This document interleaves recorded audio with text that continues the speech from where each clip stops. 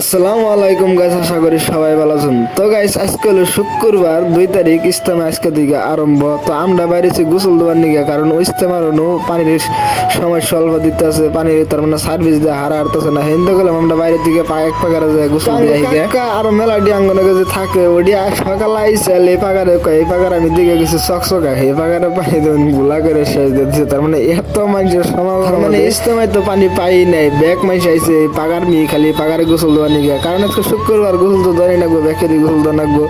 তো ব্যাকে বলে এই পাকারে পানিটা একবারে গোলা হয়ে গেছে গা। আঙ্গ কাকা বারে বারে করতেছে যে এই পাকারে বারে আমি সকালে দিয়ে গেছি, আঙ্গ নগেকার কাকুর তো পুরা রাগ উঠে গেছে গা, কয় তগজুর না আমি সকালে গোসলটা ধরলাম না।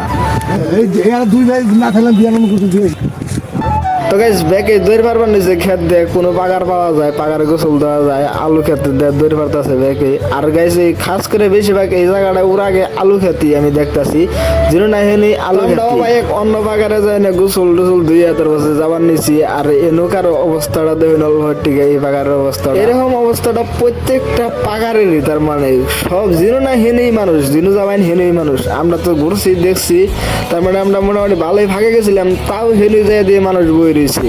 আর এইরকম মানুষে গোসল দেওয়ার নিচে হাই তো গাইস, এইলো পরিস্থিতি।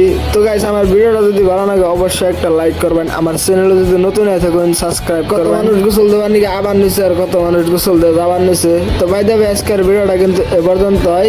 ভিডিওটা ভালো লাগলে একটা লাইক করবেন। বাই।